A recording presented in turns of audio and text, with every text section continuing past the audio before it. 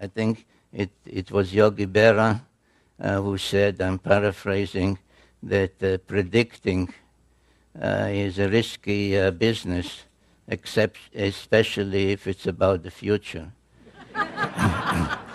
So to deal both with Armageddon and prophecies of the return is a difficult and serious subject. And when I started writing my books, which began for almost 40 years ago, the first book was titled The 12th Planet.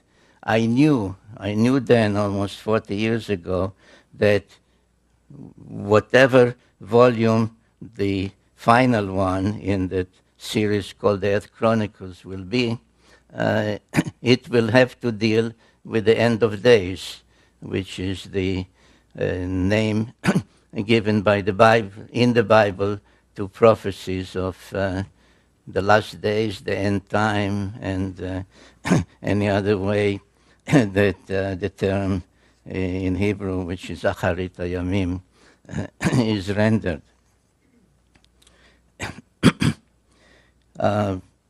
And I really delayed writing that final book for two reasons. Number one is that I felt I need to do more research, and actually took another 30 years of research to be able to give a plausible answer, one which I believe is the correct answer, but at least it should be sufficiently documented to be plausible. And the other reason is that I don't know if everybody will be happy with the conclusions of that book, The End of Days. Certainly, I think many of those that are specializing in the subject of what's about to happen have focused recently on 2012 AD.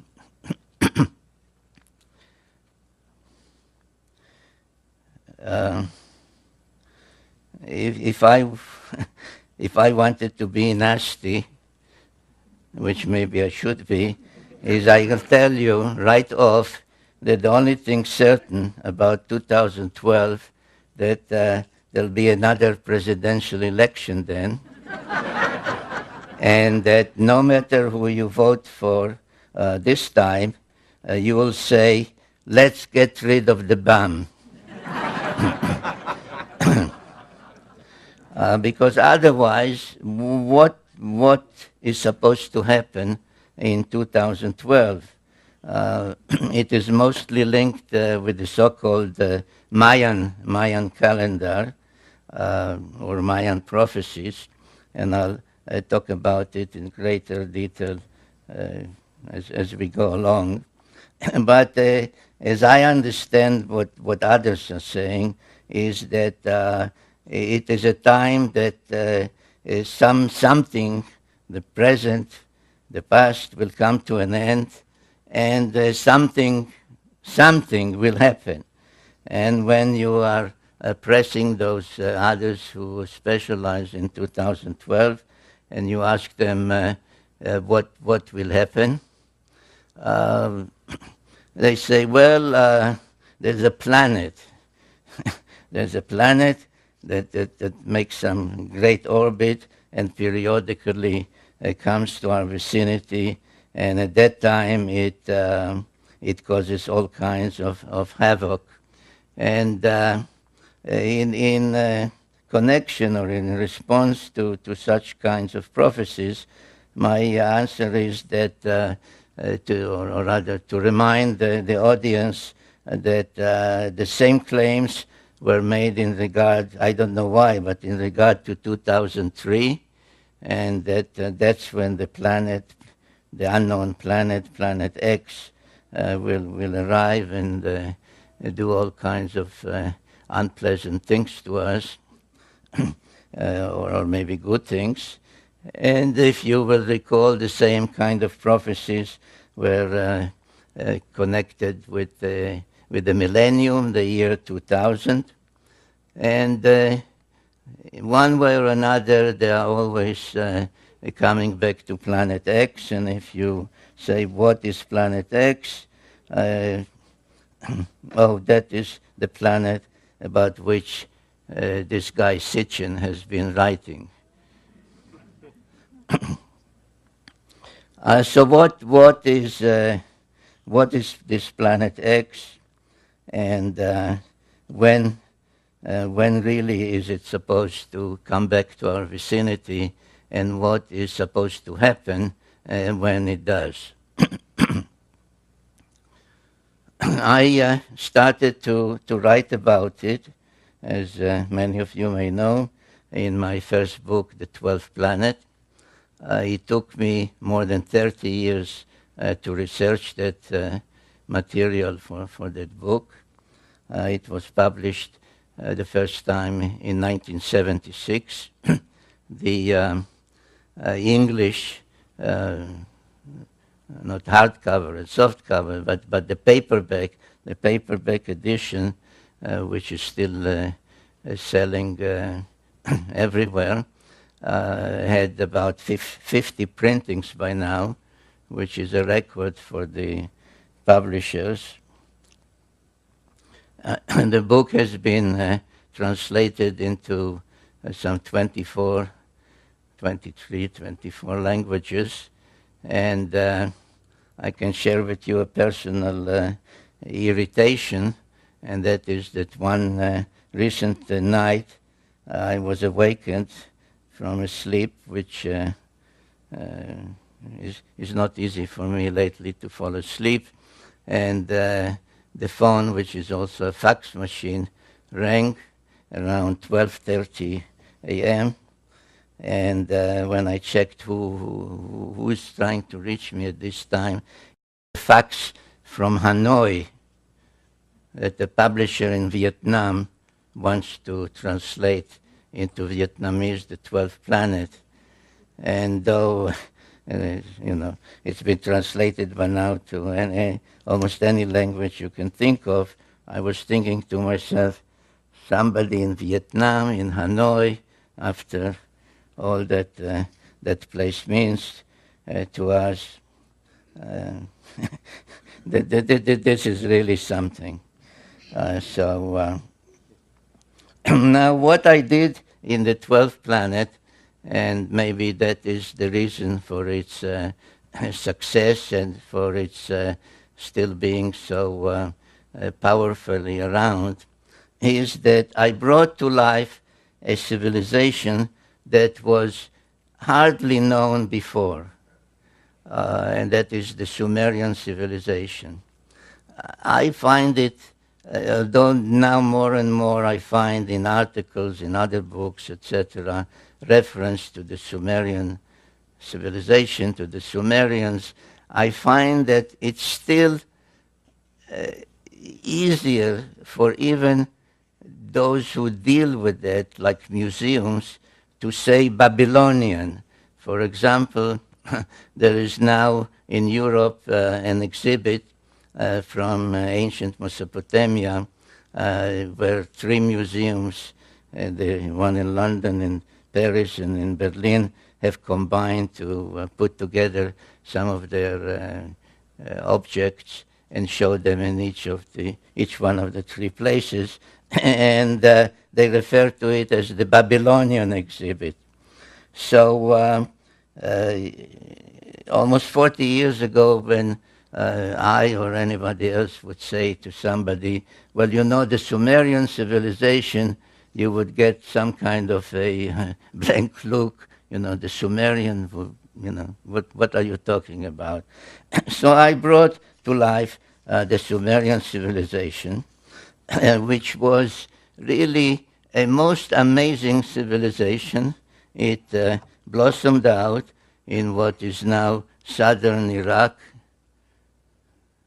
in that part of the world, This is the ancient Near East. This is the Mediterranean Sea, the Red Sea, Egypt, Assyria, Turkey, which was the Hittites then, etc. So about 6,000 years ago, an incredible civilization appeared there, and all those that deal with it use such words as suddenly, unexpectedly, out of nowhere, because there was no gradual or any kind of precedential civilization that you had this and this and this, and was a higher level, a higher stage. Suddenly, from what we may call primitive, though they were not primitive people, but they were farmers, hunters, etc. But suddenly there appeared cities, high-rise buildings, societal organization, kings, priests, codes of law, literature, art, music, musical instruments, all of that within a very short period, appeared about 6,000 years ago. And I sometimes find it necessary to ask people to stop for a minute and think, what is 6,000 years? So we are about 2,000 years removed from the time of Jesus. Now, that time was about 2,000 years removed from the time of Abraham. And then add to that another 2,000 years, and that's where we are talking about, where this great civilization appeared so suddenly. And without devoting the whole evening to that civilization and all the firsts to which we owe a debt. For example, if you look at your watch and you have 60 minutes in an hour, why do you have 60 minutes? Because that's the basic Sumerian mathematical system called sexagesimal base 60. They went from 1 to 60, and then like we go from 1 to 100 and 101, then they went from 1 to 60 and then 61, so there was base 60. A circle has 360 degrees. Why? Because it is 60 times 6. Indeed, the whole Sumerian mathematical system was based on that. 6 times 10 times 6 times 10, etc. So you had 6 and 60 and 360 and 3,600 and so on and so forth, up to very high numbers in going. Some tablets were found starting with mathematical tables with 2,196,000 and tables of division from that. So the legacy of Sumer, be it in the first wheel and so on and so forth, is really incredible. So, but I want to mention tonight at least three of their firsts. One is writing. And they developed a writing system called cuneiform, where the scribe using a stylus would make wedge-like symbols or indentations in wet clay, which when it dried would become a permanent record. I don't have a sample of a tablet with me, but let's say that this is a clay tablet, and I once held up a copy of my book, not this one, this DVD, and I said, which one of the two do you think would last another 1,000 years? The printed book or the clay tablet? And the answer is the clay tablet. So we have writing, which of course meant a language and grammar and literature and epic tales and lullabies were written down, recipes. For example, in the book The 12th Planet, I give as an example a recipe for what the French call coq au vin, meaning a chicken cooked in wine. There were proverbs. It's really mind-boggling, but I won't spend the whole evening on that. So writing was one of them. Another thing was pictorial depictions. They took stones, mostly semi-precious stones, and made cylinders about an inch or so, sometimes longer, but basically about an inch, a cylinder of an inch, and would engrave, and nobody has figured out to this day how, in this hard stone, they would make an engraving in reverse, like a negative, which when rolled on wet clay would become a permanent a permanent depiction, the way we say print our presses, the rotary presses now, the newspapers. So literally thousands of cylinder seals, and even more so, their imprints have been found, and any museum worth its salt has these cylinder seals or their imprints on display. And those depictions tell us a lot, and I will refer to some of them. And the third thing that I would like to mention and stress this evening was high-rise buildings. They were the first to use bricks and to build high-rise buildings, like stage pyramids that would rise 100, 120, 160 or more feet high. Some think that these were the towers of Babel, mentioned in the Bible. Actually, it's not so, but every major city, Sumerian city, had a sacred precinct, and the sacred precinct had such a ziggurat, as they were called. And they were used primarily for astronomical observation. And indeed, their knowledge of astronomy, or in the field of astronomy, is one of the most amazing Sumerian legacies. And this is, for example, the imprint of a cylinder seal. You can actually see the seal in Jerusalem. There's a museum there called Bible Lens Museum. And this is, if you ask a regular scholar, what is it? They'll show it. He'll say this is a beer drinking scene, because the Sumerians were also the first to invent beer. And drinking beer was a social event. You can see people are coming to participate in that, and beer was drunk through a straw. The way I understand in, say, in Latin America or in Argentina, they drink mate tea with a straw. But as many other cylinder seals, they were decorated with celestial symbols.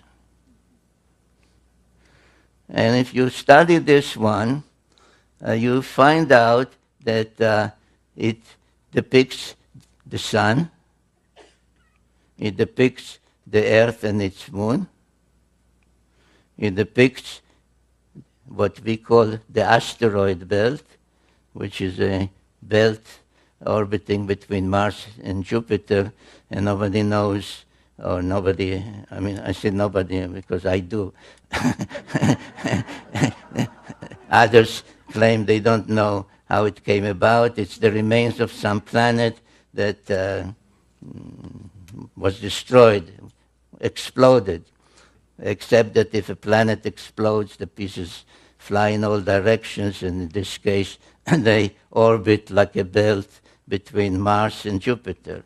So you also have Mars and Jupiter. Here's Jupiter. You have the asteroid belt, which we have discovered only in modern times. And beyond Jupiter, you have Saturn and its rings, which we did not know about until the invention of the telescope. Now, this cylinder seal is from about 2000 BC, from 4,000 years ago. So this is an example of the amazing Sumerian knowledge in astronomy. But there is even one more amazing cylinder seal, which caused quite an uproar at the museum where it's kept. It's in a museum in Berlin at the time when I came across its existence. It was East Berlin, but they cooperated with me. They sent me a photograph. And if you ask scholars what is the scene depicted, they say, well, this is the god of agriculture granting the plow, a primitive plow, to mankind. A representative of mankind is introduced by a lesser god to the main god who grants the plow. And just as an aside, I'll say, so you tell those same scholars at the museum or in any of their scientific magazines, say, so there was a god of agriculture and that's how he looked. They say, no, that's a mythological scene. That's just mythology. But whatever it is, there is an interesting celestial depiction on this one, and this is what it shows. It shows a star surrounded by planets. Now, this arrow is my addition to enable comparison with our knowledge of the solar system.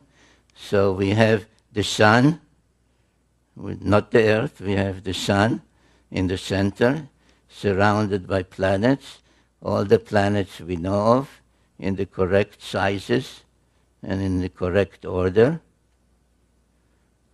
except that here there's one more planet, right here, between Mars and Jupiter, where the asteroid belt is now. So according to the Sumerians, there was a planet there, probably, or one must conclude, the planet which apparently broke up somehow. Now, if you could get hold of Sumerian guy and said to him, what planet was that and what is the somehow, how did that planet break up? He'll say, well, that's you're asking me something that is been written about in one of our books. It happens to be a clay tablet, not the way we think of books. And that tablet is actually part of 7 tablets. And once they were discovered in a library in northern Mesopotamia, in an ancient library in northern Mesopotamia, and the contents of that story on those tablets was deciphered. They have since been referred as the 7 tablets of creation, paralleling the biblical tale of the 7 days of creation, 6 days of actual creation, and then 1 day in praise of the Creator. So this is one of the tablets, I think the 4th one out of the 7, known as the Epic of Creation. or sometimes known by its opening lines, which is how the Sumerians used to name their epic tales or their tablets in library catalogs, because they were actually set in libraries, and on each shelf there was a tablet that listed all the texts that are on that particular shelf, like a catalog tablet. So no, it's not sometimes known by its opening words, Enuma Elish. Now, what does the Enuma Elish say? The Enuma Elish tells the story how the Earth came to be, how our moon came to be, how that extra planet came to be, and indeed how the whole solar system came to be. And I devote in the 12th planet, and then in another book, Genesis Revisited, chapter after chapter to explaining this epic of creation. But I'll just give you now the the gist of it in a couple of minutes. And they say that once the solar system began to coalesce, the way our modern scientists say, around our sun, and the various planets began to form, an invader, another planet, thrust out of some other solar system, passed near ours, but as it passed near our solar system, it began to be pulled in by the gravitational pull of all those other planets, and changed course. Now you will notice an interesting thing, that while all the other planets rotate in one direction, which is counterclockwise, as we say, this one orbits in the opposite direction, which, being unusual, is called retrograde. But as it was drawn in the opposite direction, inevitably it collided with one of the olden planets in our solar system, which in the Enuma Elish text is called Tiamat. And this planet, the invader, which later was named Nibiru, acquired various satellites or moons as it was passing by the other planets. Tiamat, which is treated as a female celestial entity, had 11 satellites, one of them quite large, unusually large, called in the tale Kingo. And when the clash finally occurred, it referred to in those texts as the celestial battle. Tiamat was hit twice, actually. This is just one of the drawings from my books. Was hit by some of the moons, the satellites of the invader, and was broken up. Half of it became bits and pieces, the asteroid belt, which those texts and the Bible in chapter 1 of Genesis refers to as the hammered bracelet, because it orbits like a bracelet around the sun. And the other half was thrust into another orbit, carrying with it Tiamat's largest moon to become our planet Earth and its satellite, the moon, an unusually large one as things go in our solar system. Now, without spending time this evening on the subject, but it's in my various other books. For example, you know what modern science says about our planet Earth, that all the continents used to be on one side. On the other side was just a huge cavity that was filled with water. and it's still called the Pacific Ocean. If you read about the origin of the moon, etc., it all corroborates, it all agrees with this Sumerian cosmogony. And now, what happened to the invader?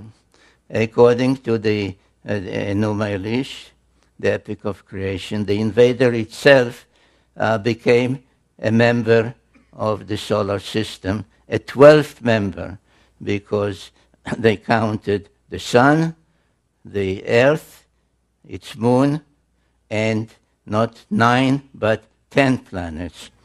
So when I discussed with my first publisher the title, the suggested title for my book, the first book, The 12th Planet, I tried to explain to him that this is really the 10th planet, which is the 12th member of the solar system. And he said, Sitchin, we'll call it the 12th planet. So it is known as the 12th planet, though it is in reality the 10th planet. And all the Sumerian tales do include the planet we call Pluto as part of the tale. So I wrote on my website a piece when the astronomers meeting in Europe decided to dethrone Pluto and said it's not really a planet, it's a planetoid, it's this. I wrote a piece on my website and said, let Pluto stay the way the Sumerians had it. So this is the planet that remains in orbit and has been renamed Nibiru.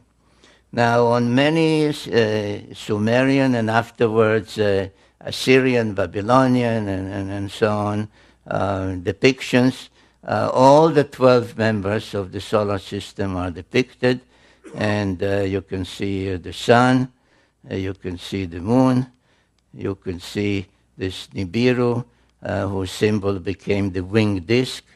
You can see all the others with their symbol, and you can see the 7 dots, which is the symbol for Earth.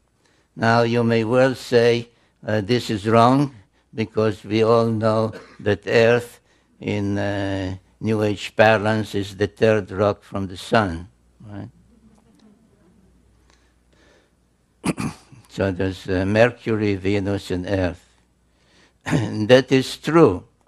But if the Sumerian incredible knowledge was given them, was not acquired by them from their own observations without telescopes and all other modern equipment, if it was given them by somebody, let's assume for the moment, coming in from outside the solar system towards Earth, then they would say Pluto is the first. And then there's Neptune and Uranus. And then there's Saturn and Jupiter. And Mars would be the 6th planet. And Earth would be the 7th planet.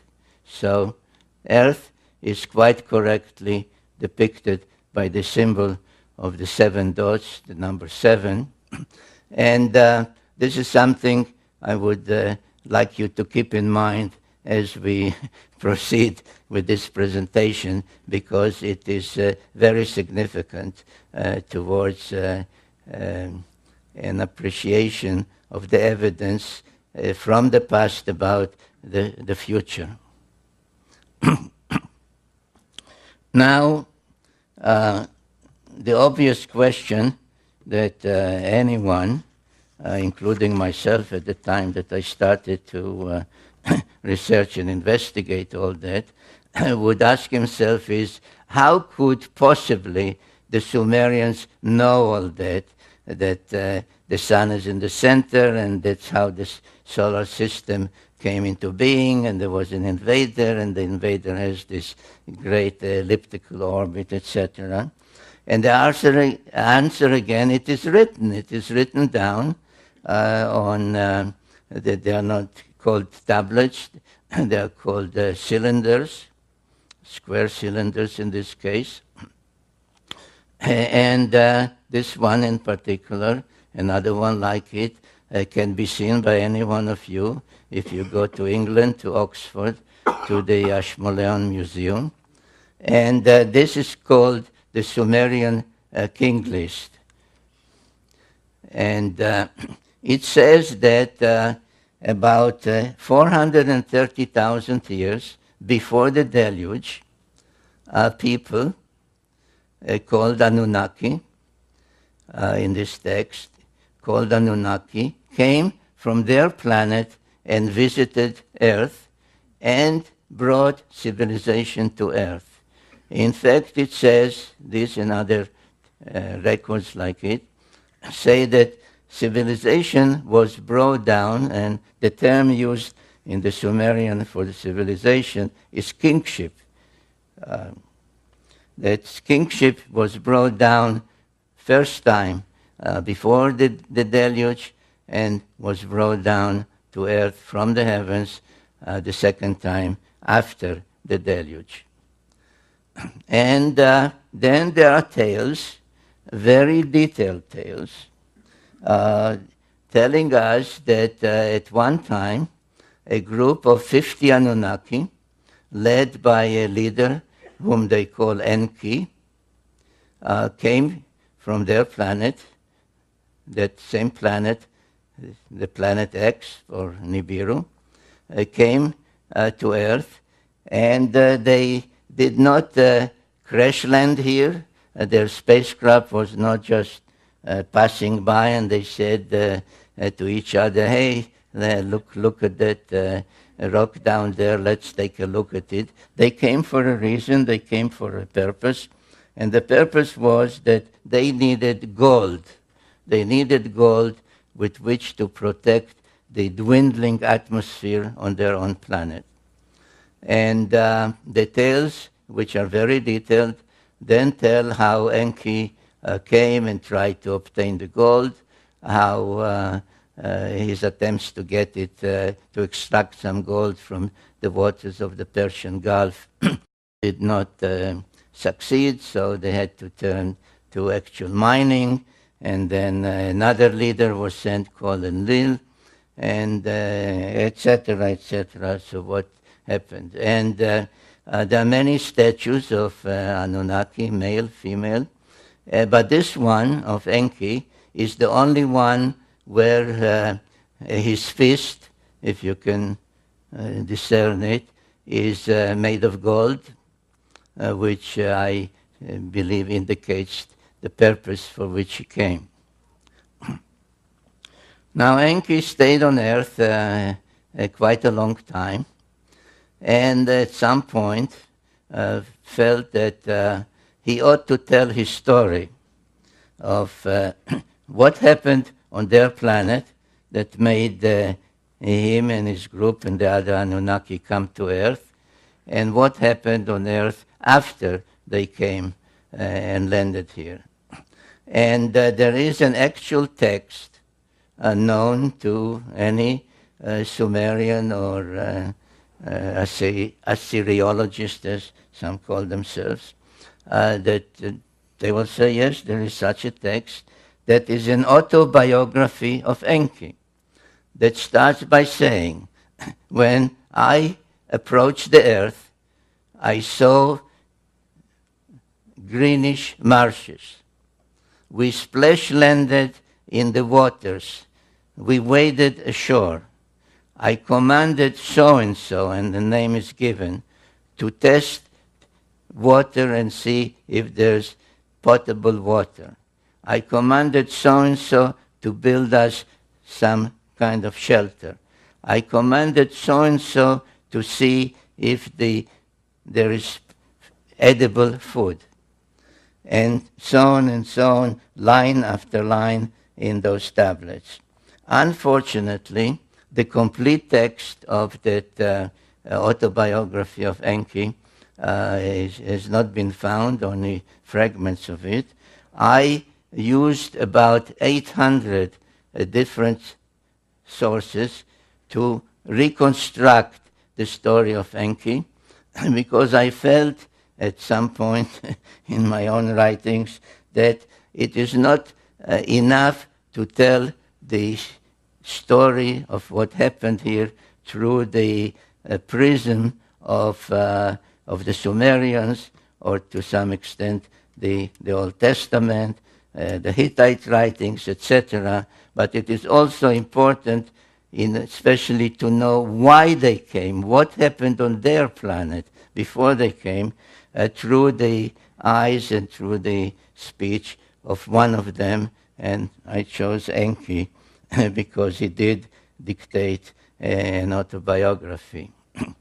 And the tale that emerges from all those sources is that after they landed here and could not get the gold just by extracting it from the waters of the Persian Gulf. This is the Persian Gulf, and this is today's Iraq. Another leader, a half-brother of his called Enlil, came. He was a more a commander, and he was more a scientist. Another member of their family, they were all children of the ruler of Nibiru, called Anu. Another member, a female, who was a medical doctor, came and assisted also. And they set up a settlement, or actually 7 settlements on earth, at a place that they called in Sumerian Edin, from which the word Eden, the Garden of Eden, comes. And they chose a central point called Nippur. They nicknamed the navel of the earth, because all the other settlements that they established, each one with a certain purpose, including this one as the spaceport, and this laid out as a landing corridor. All of them were equidistant from Nippur.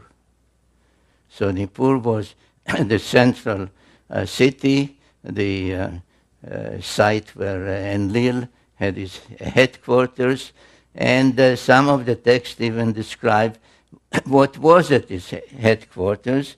And there was a particular place there called the Duran Key, with all kinds of humming equipment that controlled the space flights and gave information about orbits, etc. And Duran Key literally means the bond heaven-earth, the thing that links heaven, their own planet in this great orbit, and their settlements on earth. So this is what they established. And as I said, at some point, the idea of extracting gold from the waters didn't work. They had to go and do it the hard way. So they kept coming in groups of 50 until there were some 600 of them on Earth. And they used Mars as a way station on which 300 of them were stationed. The numbers are given in those texts. But most of those on Earth, those Anunnaki, were assigned to mining gold in East Africa. And there are several texts, and a particular one known as the Atrahasis epic, that describe a time or an event where those working in the mines mutinied. And they said, no more. This is not the kind of work that we can do. We are astronauts. We are supposed to man spacecraft, not to work deep in the earth. And there was a mutiny, and there was great consternation among the leadership what to do. And then the same Enki, who was a scientist, said, we don't have to abandon our efforts to obtain the gold on which our own survival on our planet depends, because we have to protect our dwindling atmosphere with a shield of gold particles. Because there exists on Earth, already exists on Earth, a being which is in many ways similar to us. And all we have to do, and those are quotes from his words in his autobiography, all we have to do is put our mark on it, our genetic mark, and thereby raise that being more to our level so that it could follow our commands, understand our language, and do the work for us. And there are quite a number of texts called creation texts that describe how Enki, with the help of their half-sister, who was the chief medical officer, through trial and error, kept trying to combine their genes with the genes of the being that they found on Earth, which we may call Homo erectus, if we wish, and finally succeeded in bringing about what was called in those texts the perfect model. And it so happens that there is a cylinder seal, about 4,000 years old, showing this goddess, her name was Ninmah, raising the newborn model man, Lulu Amelun, as they called him. And she shouted, and these are words in those texts, "My hands have made it." And that is, ladies and gentlemen, how we came about. This is the long story, which I gave you as briefly as I could, of what the Bible says in chapters 2 and others of Genesis, that a group called the Elohim, which is a plural term, literally meaning the lofty ones, translated God, said to each other, "Let us," in the plural, "let us fashion the Adam." Adam comes from Adamah, which is earth, so Adam, literally earthling. Let us fashion the earthling in our image and after our likeness. And this is essentially, in one biblical verse, what the Sumerian tales tell in quite a number of creation texts. And then after they achieved that and everything seemed to be in order, the deluge came and destroyed everything. So after the deluge, there are tales, by the way, Sumerian tales describing the deluge and its reasons and its what caused it, and why was one God angry and said, "Let mankind perish," etc., etc. But that's needs another evening.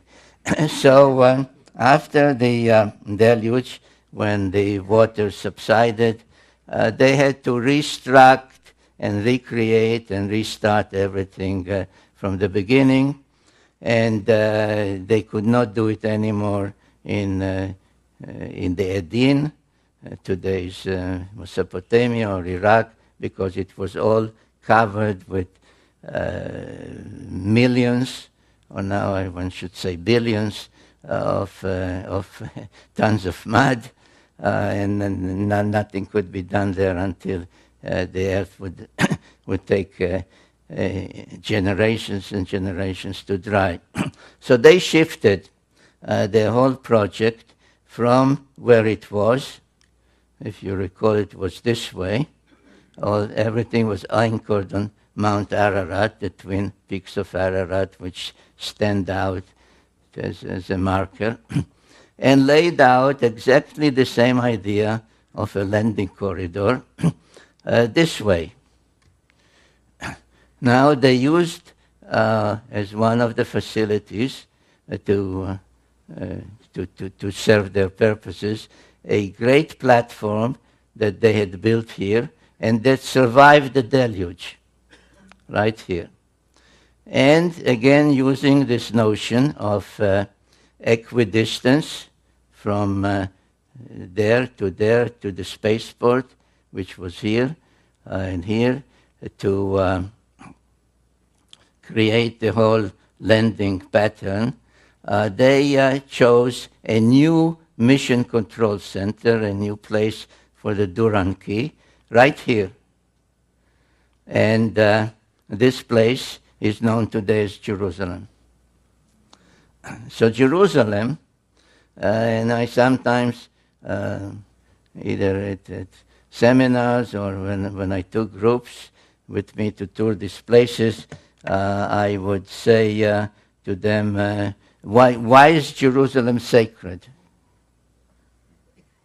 I say, well, it is sacred to Muslims because the tale is that Muhammad was taken from Mecca or Medina one night on a winged horse and brought to Jerusalem, and there he was taken aloft and visited heaven for one night. So that's.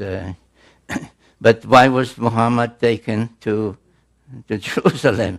Why wasn't he lifted just from Mecca or Medina? Well, because that place was already known as a sacred place, because the Christians believed that that's where Jesus preached and was crucified, etc. So I said, so why was Jesus crucified in Jerusalem? He was born in Bethlehem. He came from Nazareth. Why Jerusalem? Well, because that's where the temple was. The Jewish temple, the Temple of Solomon. So why was the Temple of Solomon there? Well, people don't know. So I tell them, well, it was there because the same Anunnaki who had this pattern and had Nippur as the navel of the earth and mission control center before the deluge, set up this layout and made Jerusalem Mission Control Center after the deluge. And equidistant from it is the spaceport and Twin Peaks, emulating the Twin Peaks of Ararat. Twin Peaks are here in the Sinai Peninsula, and Twin Peaks, artificial ones, because there were no mountains there. So they built two mountains known as the Giza Pyramids. Now, things did not go so well after the reconstruction and the setting up of the alternate mission control center. The Anunnaki, who, according to the tales by Enki and others,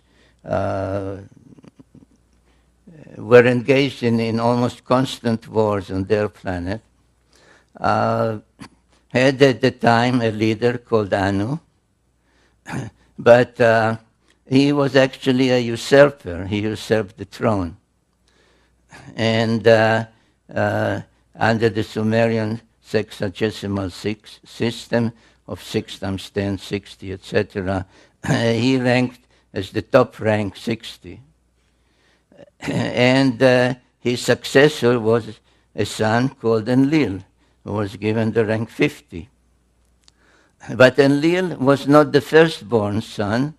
It was Ea, or Enki, as previously known as Ea, Enki, who was really the rightful successor, but he was demoted to rank 40, and so on. So there was a pantheon of 12, matching the 12 members of the solar system, and matching other 12, without belaboring it, 12 months of the year, 12 tribes of Israel, 12 disciples of Jesus, and so on. So 12 was a celestial number. So the relationships were such that the conflict was almost inevitable, especially since it had a lot to do of who was mothered by whom, who was the father, who was the mother, if this one was also the son of Anu and Antu, then he was this rank, but if this one was only the son of this one, but not this queen, he had another rank. So the relationship was quite confused and convoluted and leading to conflict, which soon appeared on earth. And one of the events that took place, not too many, relatively too many years after the establishment of that great pattern of landing pattern in Jerusalem and the Space Force, etc., and the two artificial mountains in Egypt, was that wars broke out. And the first war that I named in my book, The Wars of Gods and Men, the Pyramid Wars, because there was a series of them, had to do with these facilities, because in the Great Pyramid, one of the two especially, which is the only one that has an ascending passage and chambers, all the others have just a descending passage, they were a prize that one side tried to deprive from the other. And the first series of pyramid wars took place there.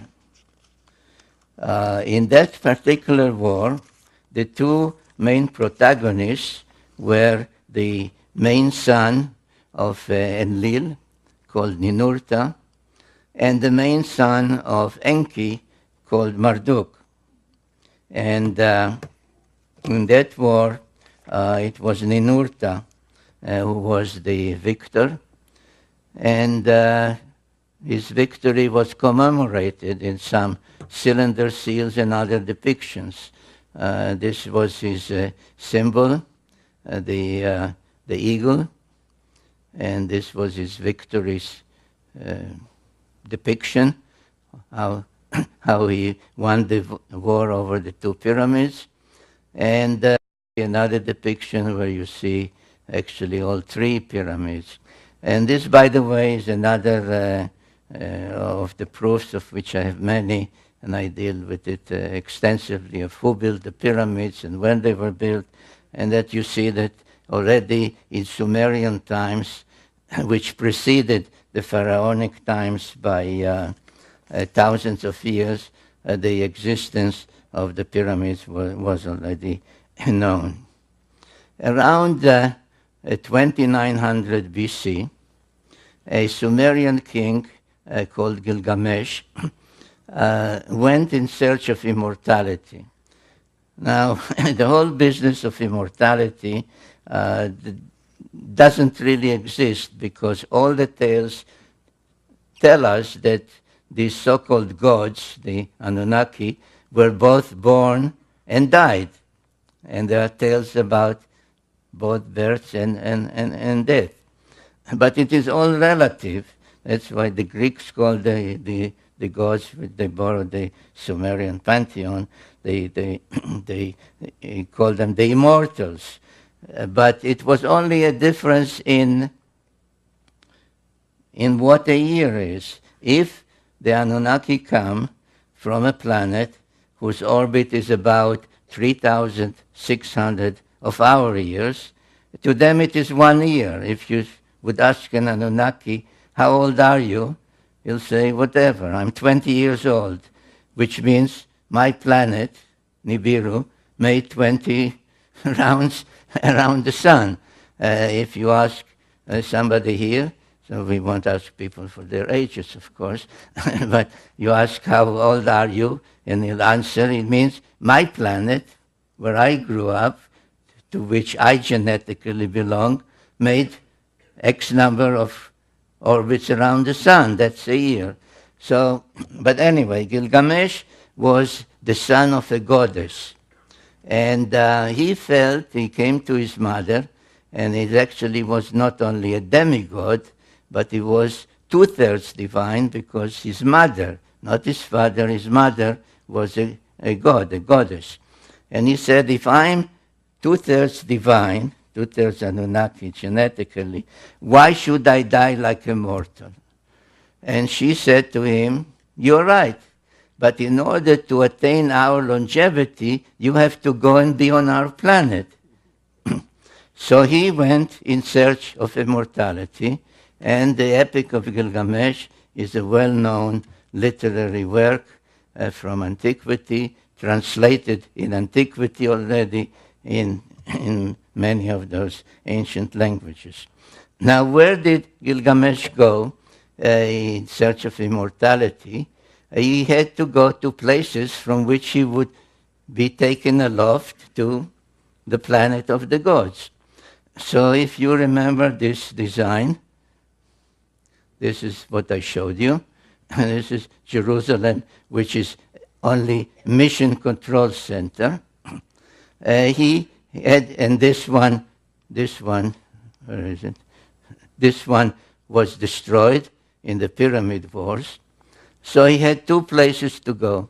One was the great platform in the mountains here, and one was the spaceport itself. And so around 2900 BC, almost 5,000 years ago, he went in search of a place to be taken aloft and join the gods on their planet. Now the first one that I showed you, this one, is in the mountains of Lebanon.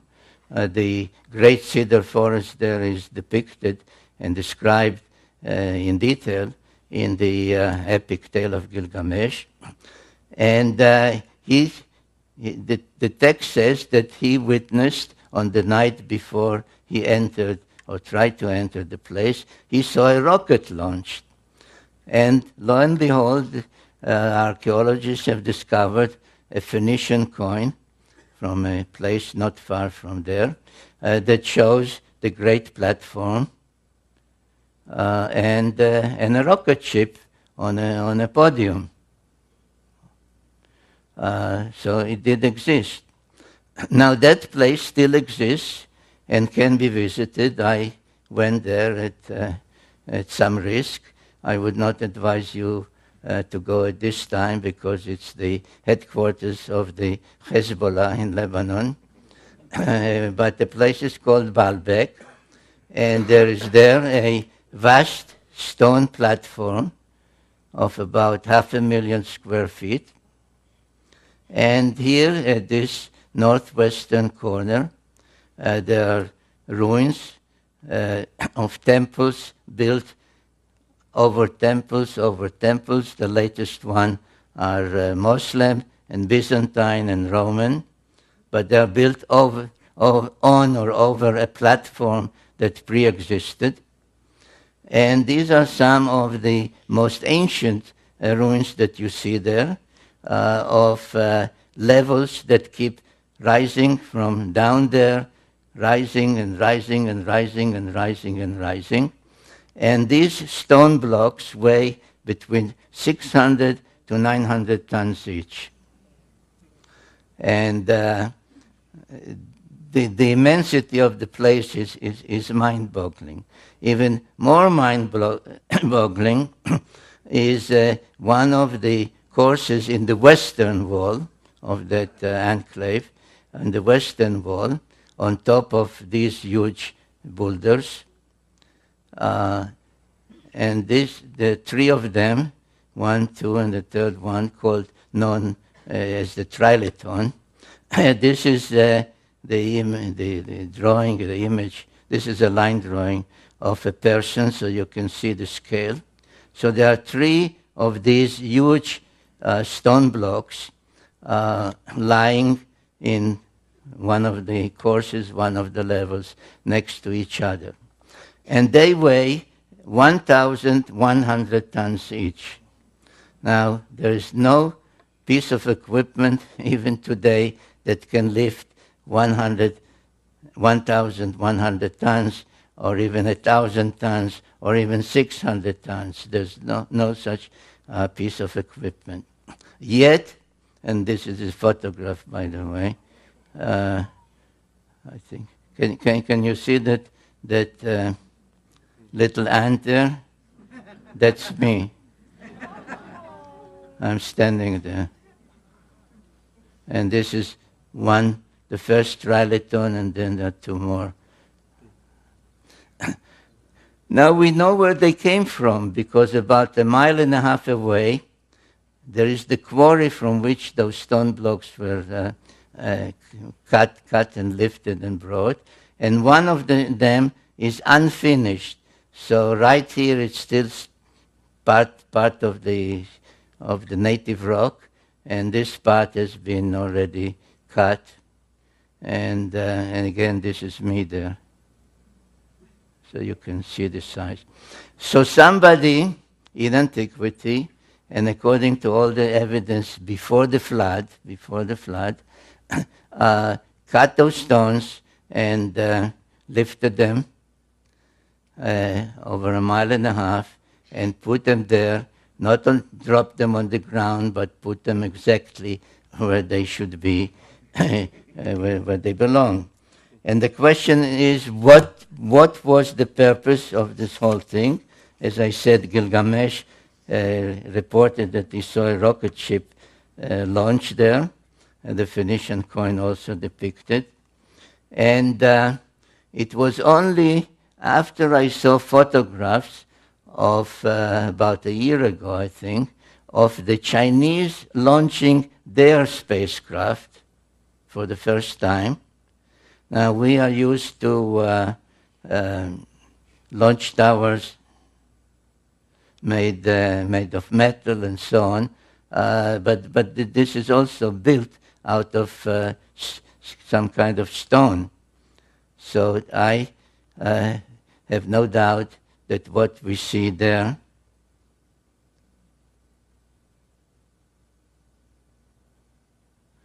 now, where is the one?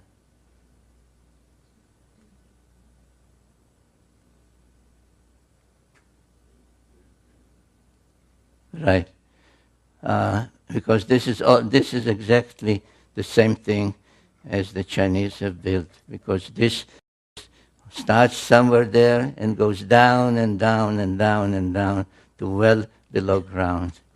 So this was a launch site to which Gilgamesh went around 5,000 years ago in order to be lofted to the planet of the gods, Nibiru. But he failed. There's a whole tale that he had a companion, and they killed the sacred bull, the bull of heaven, and had to escape for their life. So it didn't work. So he didn't give up. He went to the other destination, which, if you recall a previous slide, was the spaceport in the Sinai Peninsula. And what was there we also know, because the Egyptian has depicted it, and this is a depiction found in the tomb of an Egyptian called Hui, who was the governor in ancient times of the Sinai Peninsula. And in his tomb, the burial chamber is surrounded on the walls with depictions of scenes from the lands where he was an official. And this is from the Sinai, and I think you can see that this is an underground silo, because you see the ground level with trees and giraffes, etc., and you see it multi-stage rocket ship and the command module sticking out from above ground. So this is what existed in the Sinai Peninsula. Oops, we go forward. Right. And again, like in the Sumerian tales, there are Egyptian texts. The collection is called the Book of the Dead, because the Egyptian pharaohs claimed that they have, by being a pharaoh, they were divine, semi-divine, demigods, and had the right after they died, in an afterlife, to join the gods in an afterlife. So after they died, according to the Book of the Dead, they went on a simulated journey to the spaceport, to where the spacecraft or rocket ships are, and then to be taken aloft. And the Book of the Dead has many illustrations. This is just one of them that shows the 4 pilots that welcomed him aboard the spacecraft, one of the pharaohs. So there's no doubt that there too the facility for being taken aloft did exist. However, it does not exist anymore. Baalbek still exists in ruins, but the spaceport in the Sinai does not exist because in one of the next wars between the various clans of the Anunnaki, the Enlilites, the Enkiites, Ninurta, Marduk, etc., they resorted to the use of nuclear weapons. And the spaceport in the Sinai was a target. And you can see to this day 2 things. One is you can see the immense cavity to this day from space. This is a NASA photograph. And the crack in the peninsula is a result. And if you go there, which I did by myself and with a group, if you go there, you find in that particular spot, you find in the middle of pure white limestone mountains. Everything is pure white. You see a huge field with broken, burnt, and totally blackened rocks. And one of the visits, I took samples. They were tested. There's possibly some radioactivity, but it's inconclusive. But in 2024, almost 4,000 years ago, the Anunnaki resorted to the use of nuclear weapons. There is a long text called the Era Epic, ERRA Epic, that describes the reasons, who did it, how they did it, what the number of nuclear weapons that were used in 2024. The unintended consequence of that was that a wind blowing from the Mediterranean brought what they called in those texts, they're called lamentation texts, they called the evil wind that brought death to everything alive in Sumer. As the nuclear wind passed, reaching from the Sinai to Sumer, it did not destroy anything. The lamentation text lament that the stalls stand, but the animals that were there are all dead. The houses stand, but everybody who lived in the houses lies dead in the streets, on the roofs, etc. And that was the end of the great Sumerian civilization about 2024 BC. And in that one, unlike in the previous wars, where Ninurta, the son of Enlil, was the victor, Marduk, the son of Enki, was the victor, and that was the beginning of the rise of Babylon. Instead of Sumer and Enlil and all the others, it was now the era and the time of Marduk and the Babylonians.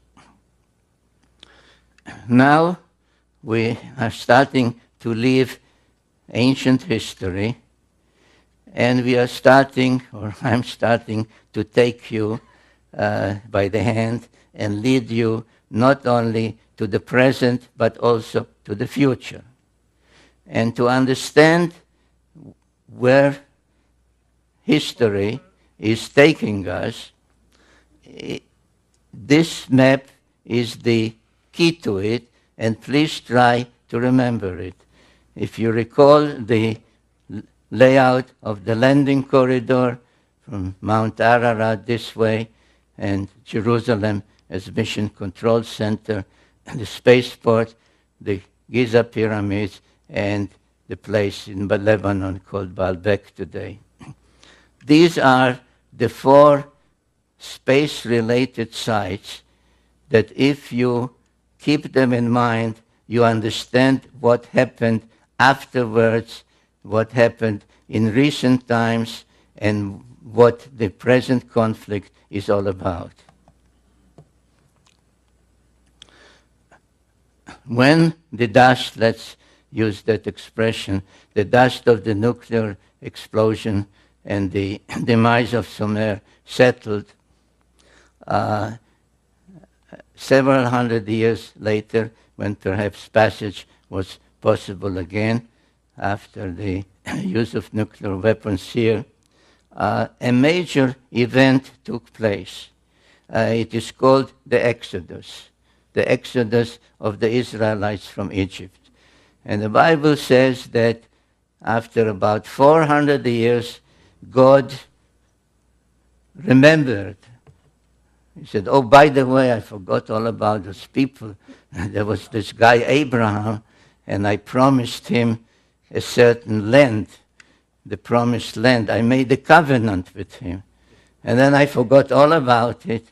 But now it's time to fulfill my promises.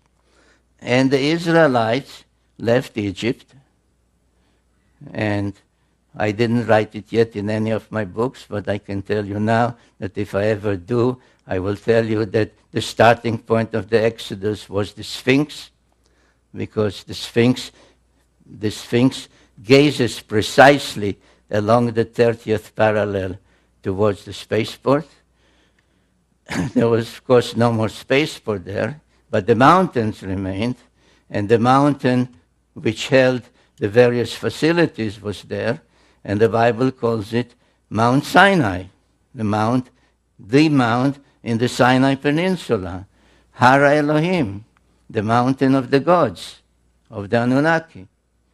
So they were sent here on this Exodus to resume the relationship, the commandments, etc., which required for them to proceed to accept all the moral teachings of the Sumerians. I think in my very first book, The 12th Planet, when I talk about the Sumerian law codes, I say everybody, most people know about the ancient law codes. Hammurabi, the Babylonian king, his law code, which is on a stone block in the Louvre in Paris, is a code of crime and punishment. It says, if you did this, that's your punishment.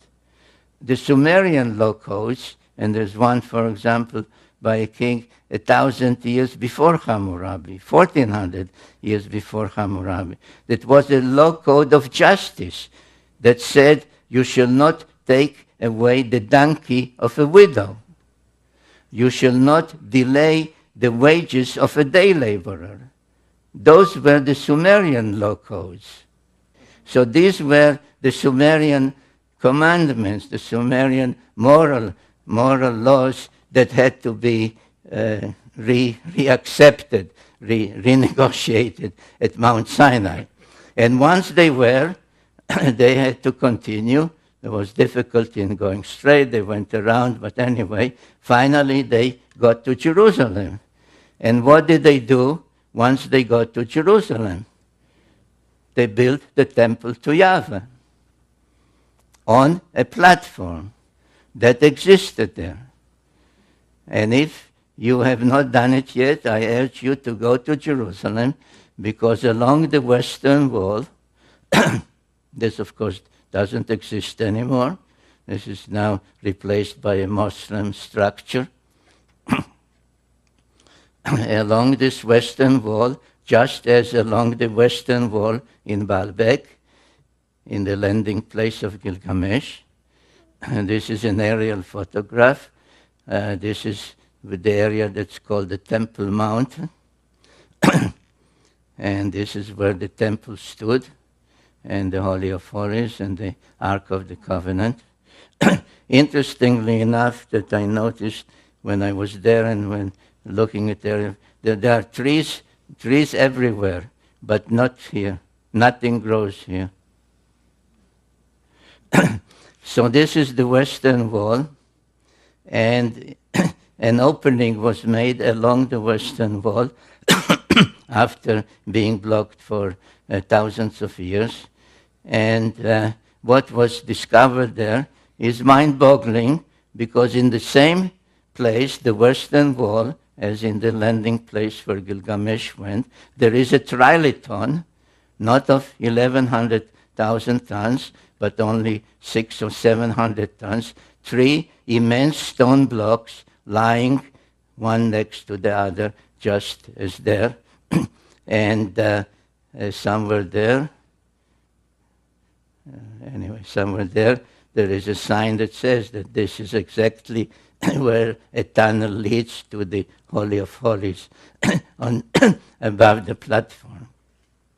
This is another shot of the trilithon in Jerusalem. Now, when Yahweh, the God of the Bible, commanded David and then Solomon to build a temple exactly on a pre-existing platform, this is what he said. These are exact words in translation. And I cannot read from this angle. Will anybody read out loud, please? Thus has said the Lord Yahweh, this Right. is Jerusalem. In the midst of the nations I placed her, and all the lands are in a circle round about her. Well, in the midst of the nations, in the center of the circles. Well, that could not be more explicit that this is the layout of the Mission Control Center. Now, at about the time that the Hebrews, the Israelites, were restoring the platform in Jerusalem, other things were happening in the adjoining countries, especially those countries that followed Marduk, the Babylonian one. In Babylonia, on cylinder seals, the sign of the cross began to appear.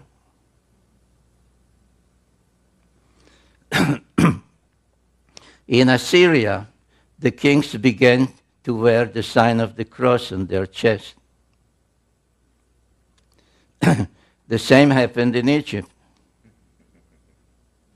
Now, these are all from around 1000 BC, 900 BC, 800 BC, 700 BC. Now, what does it mean? What does it signify? Well, the sign of the cross, it may come as a surprise to my Christian friends. The sign of the cross is not a new sign, and not a sign developed or invented at the time of Jesus. This is a very ancient Sumerian sign, and each time that the planet Nibiru, that usually was depicted as a winged disk, was on its way back to our vicinity, each time that the reappearance of Nibiru was expected, the depiction, the symbolism for Nibiru, for the planet, changed from the winged disk to the cross. So this one, for example, this is one of the most ancient ones. This is another one. This is when agriculture was granted to mankind, and so on. And if you look at the orbit of Nibiru, roughly 3,600 years, in my book, The End of Days, I explain why the orbit might have become a little shorter only 3,450 years. But anyway, we can work with this 3,600, which is a good round number and part of the sexagesimal system. 6, 10, 60, 360, 3,600.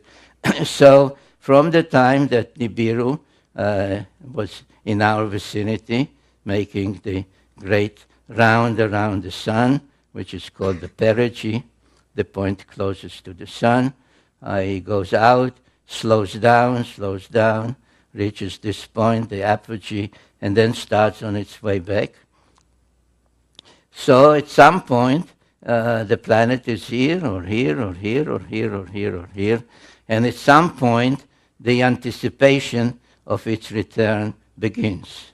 And that's, I suggest, is when the sign of the cross began to reappear. In one of my books, The Wars of Gods and Men, I deal with all the various wars that took place, not only the very early ones, but in particular the ones that started to become more frequent and more ferocious as the return of Nibiru became closer and closer.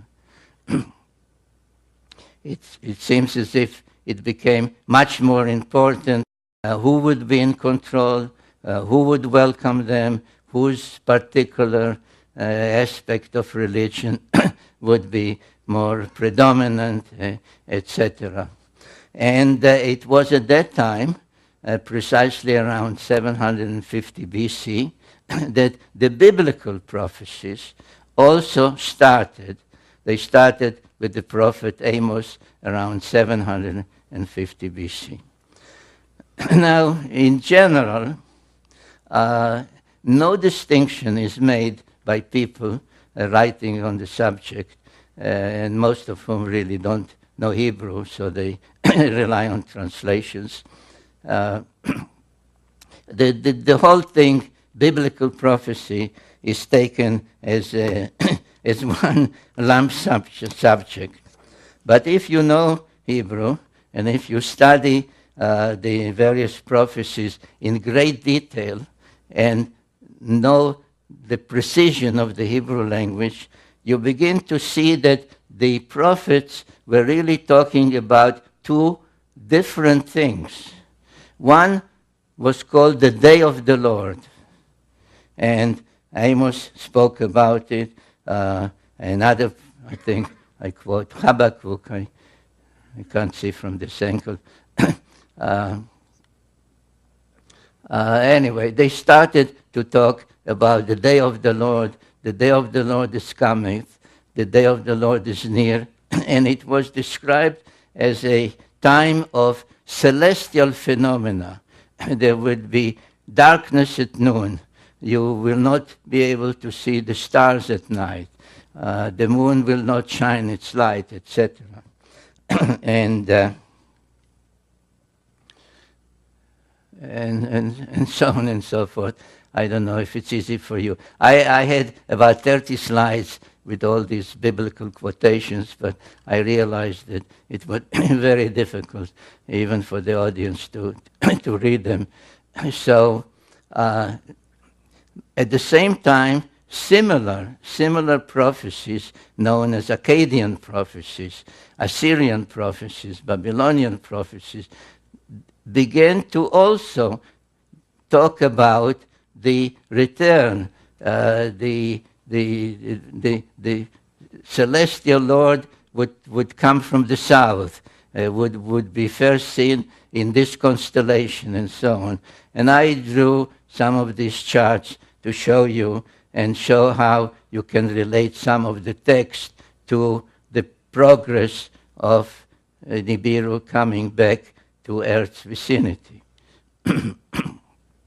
This is another sketch that really renders as a sketch literal wording, saying you first can see it from there, then you can see it here, and so on and so forth, as the planet returns.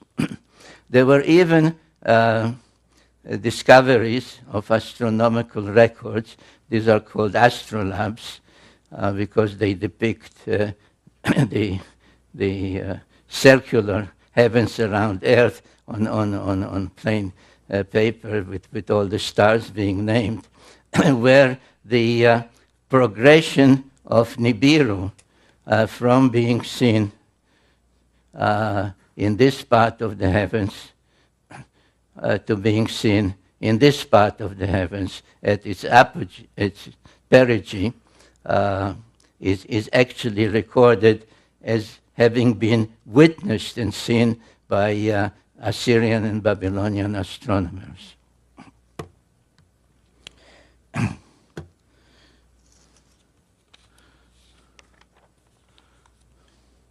Well, this is one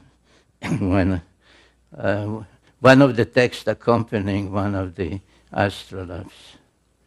And as becomes obvious as you study all these texts, that the main feature they are talking about is a day of darkness, darkness at noon, the sun will not be seen, etc., which we can say they are really talking about the solar eclipse. And the Assyrian records, I think that's what I showed in the previous slide, talk about a darkness at noon and an eclipse at an unexpected time, because all these eclipses could be predicted. They had enough knowledge to predict solar eclipses, lunar eclipses, etc. So in exactly 556 BC, and this is a sketch, a sky map prepared by NASA, not by me. In 556, an unusual and unexpected eclipse, darkness at noon, took place. And it is my conclusion in the book, The End of Days, that is exactly when Nibiru last was near Earth and created that eclipse. So if you go back to the problem posed by 2012, and you say, well, 2012 is when Nibiru is expected to return and do this or do that, and be a good omen or bring harmful things, will be the apocalypse, the end. It does not work, because the last time that Nibiru was near Earth was 556 BC, and if it has an orbit of about 3,600, 3,400, 3,500 years, it ain't coming back in 2012.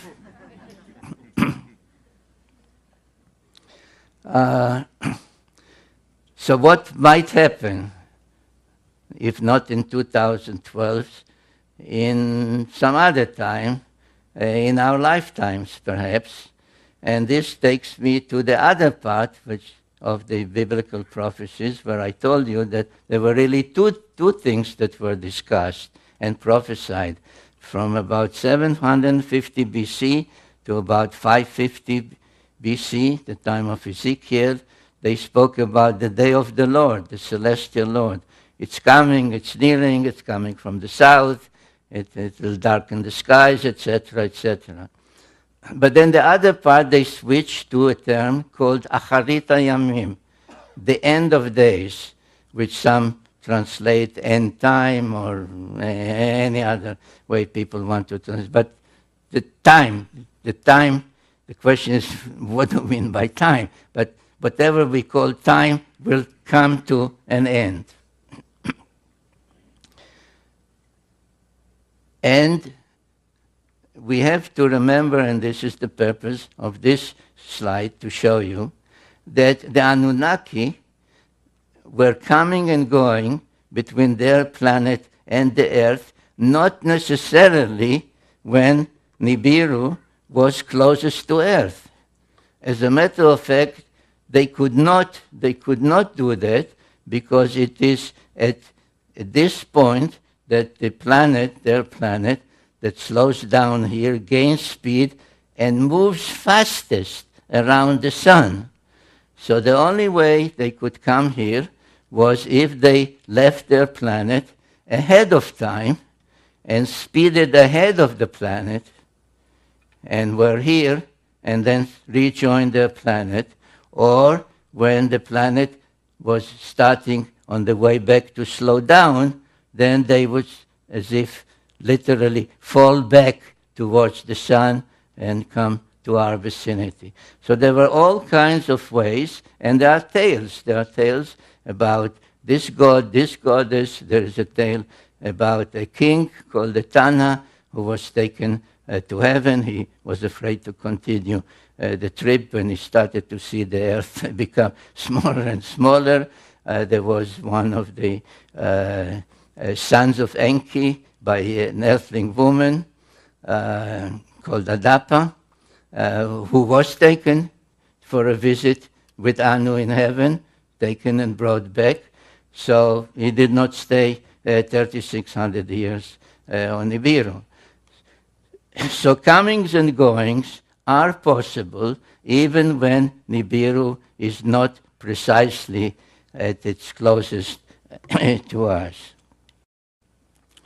And what did happen in 556 BC, when so many of the other nations expected the Anunnaki to show up again, is that instead of showing up, they left. I don't have the slides here, and I'm not intending to spend more time because I'm way beyond my time already. But in the book, I suggest that the point of departure was the famous Nazca lines in South America. But what is without doubt known, and this is perhaps part of the Mayan prophecies, is that the chief deity of Mesoamerica, whom the Aztecs called Quetzalcoatl, the Mayan called Kukulkan, which all meant the plumed or the winged serpent.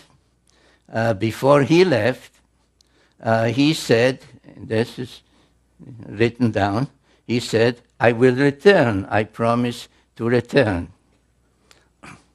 And he promised to return at a certain point, which is related to the Mesoamerican calendars. Now, the so-called Mayan calendar, where the whole business of 2012 appears, is really a calendar called the Long Count, which was started not by the Mayas, was started by the Olmecs, people from Africa who were brought over by Quetzalcoatl, that I identified as the Egyptian god Thoth, were brought over in 3113 BC. And this is the calendar that the Mayas used. The whole business of 2012 is based because the calendar, its various symbols depict 1 day or 20 days or 360 days, etc.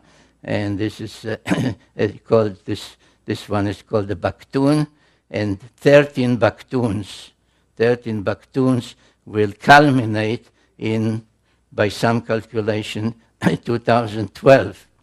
Now, it depends how one calculates, because it depends if you divide the days by 365 or by 360. One way that has been suggested only a century ago really arrives at 2087 as the Mayan 13th Baktun. But in general, my feeling is that it is not applicable at all, because if you follow the biblical prophecies, they are dealing with a cyclical timetable. This so-called Mayan calendar is a linear one, like day 1, day 2, day 3, etc. The same as the AD calendar, 2000, 2001. Why nothing happened 2000? Because after 2000 came 2001. Like I showed you at the beginning, that some said 2000, then said 2003, 2000. All the predictions in the Bible, both the Old Testament and the New Testament, speak of a cycle. The beginning will be the ending. The ending is the beginning. The past is the future. And this can take place only in a cyclical thing. And what was is more quotes of the same subject about the end of days and what will happen there. Now, the best clues in the Old Testament about this whole business of the end of days, when will it be, not only what will happen, but when will it be, is in the book of Daniel. I just almost skipped fast because it takes too long to start reading all that. But one of those that really devoted the better part of his life to studying the meaning of the prophecies and the timetable given in the book of Daniel. And there's some number of years, but the best clue is where the angels tell Daniel, the end of days will come after half time, time, and 2 times. And Daniel, like we say, what do you mean by that? What half time are you talking about? Are you not talking about football, right? And he was left with no answer. So Sir Isaac Newton, who is known more about celestial orbits and such other things, spent most of his time delving into those prophecies and trying to calculate them. And a handwritten document by him came to light relatively recently, 2-3 years ago.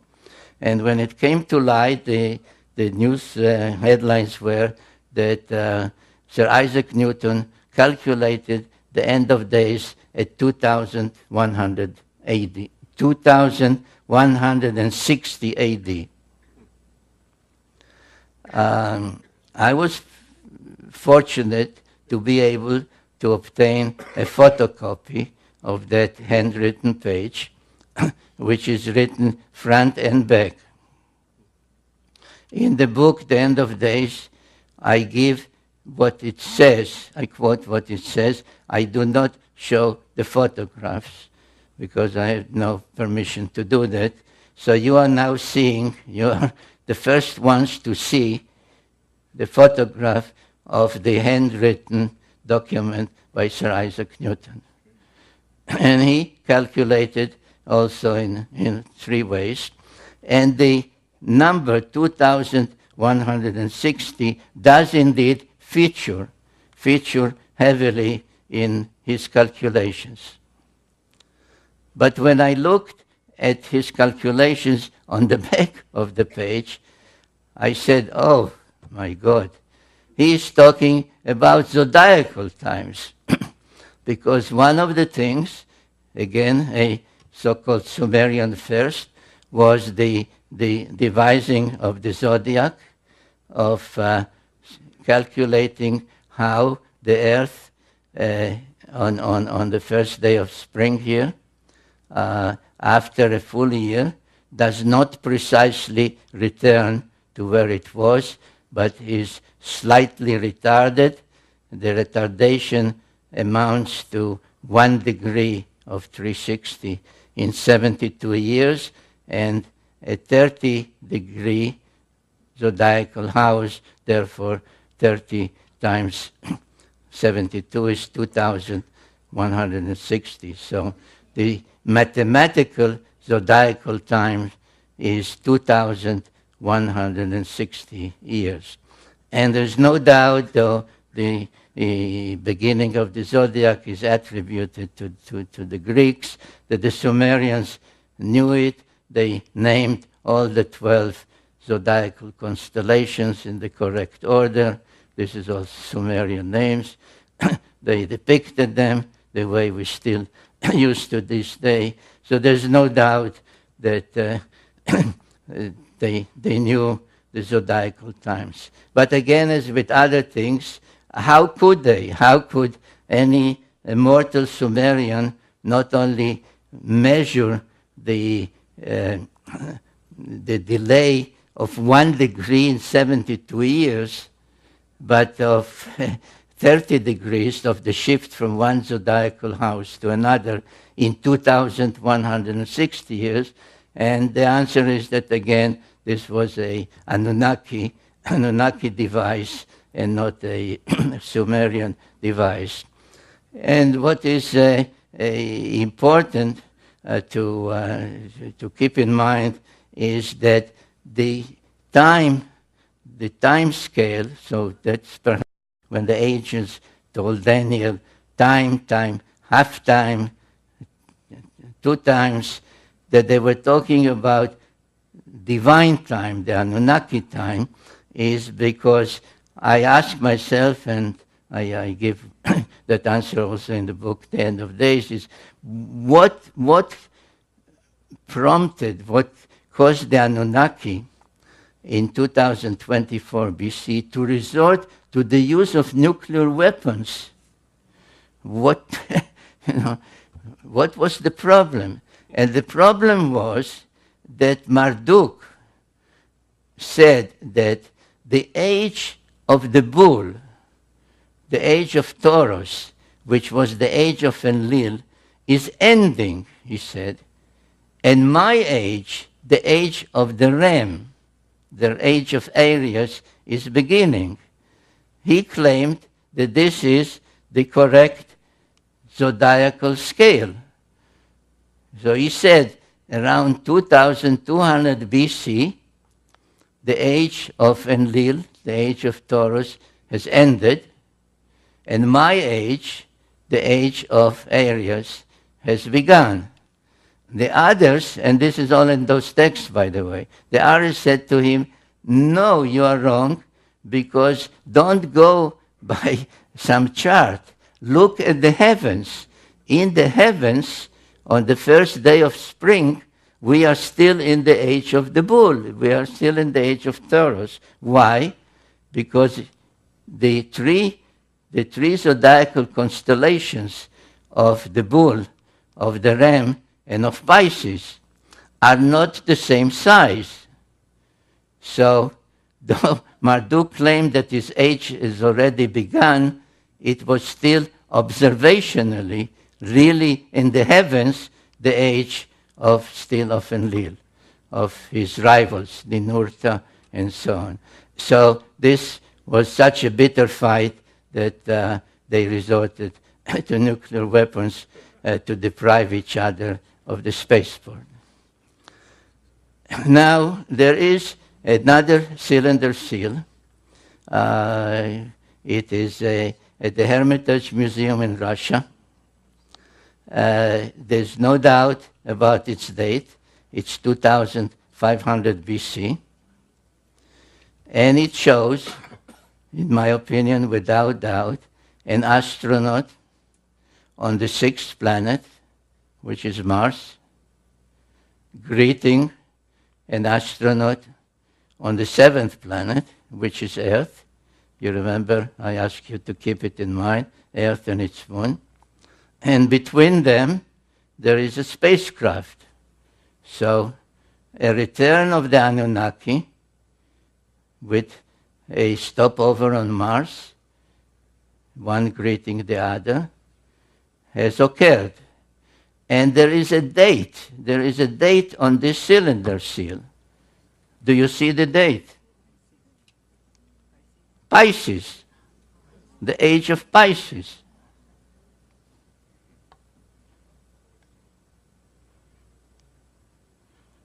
The age of Pisces.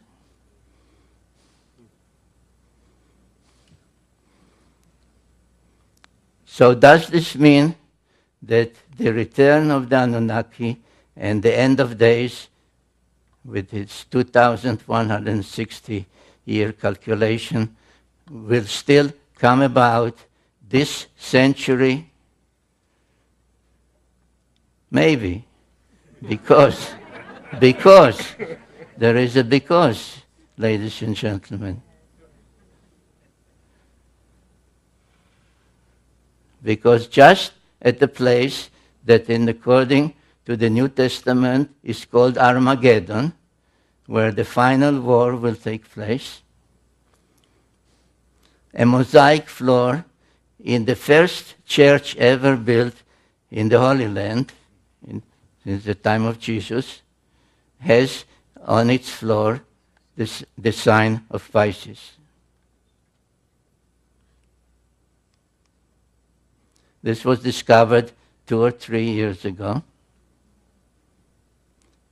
at Armageddon, which really means in Hebrew Har Megiddo, the Mount of Megiddo, which is in Israel. Now, are all these omens, or is it just a tale to tell you at ARE? I don't know. I believe that these are omens.